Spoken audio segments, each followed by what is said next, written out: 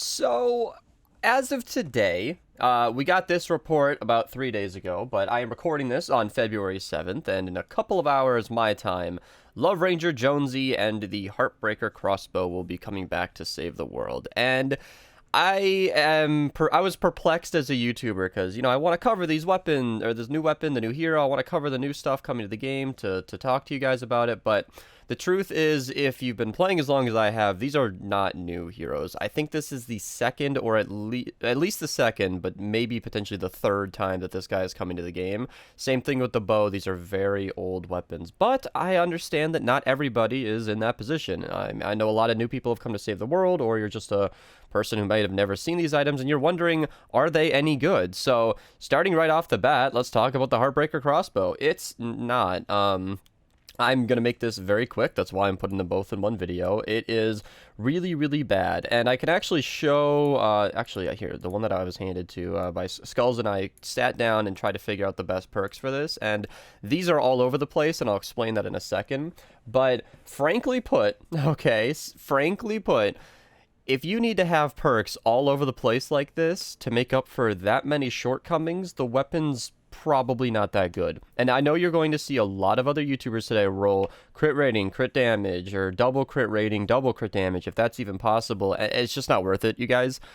Even with totally rocking out, you're not going to have your crit rating boosted long enough for it to even be worth it, and the amount of crit damage you're going to get out of this weapon isn't going to save it. So what I thought was, I noticed that massive headshot multiplier and figured, I'm going to roll a headshot perk on that, and maybe buff the one thing that's going for this weapon, only to find that you can't actually hit a headshot. Now, in this gameplay, I know a lot of you guys have been teasing me for using Rescue Trooper Ramirez all the time. My simple defense to that is I really like ARs and, SMGs. That's the hero I use a lot. And the only time that I've ever used her in a video where it didn't make sense was when I was banned and Benz had to get gameplay for me. So the reason that I'm using her for a sniper in this case was I was actually recording footage for the Monsoon video. I'll link that in the description below. That did pretty well. I'm glad you guys enjoyed that. Pocket minigun, one of the best weapons that you might have never heard about.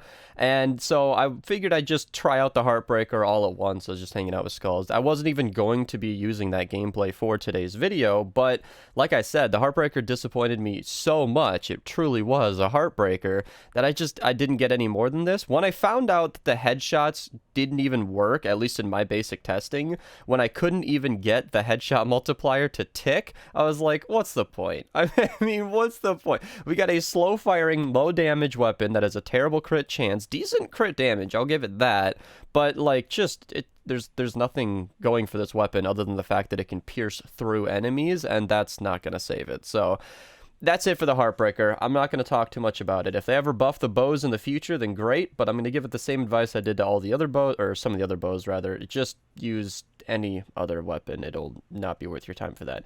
Now, as for Love Ranger Jonesy, he is definitely not as useless. He has one big bonus, and that is Shockwave Radius. I don't know that that's worth it in your lead.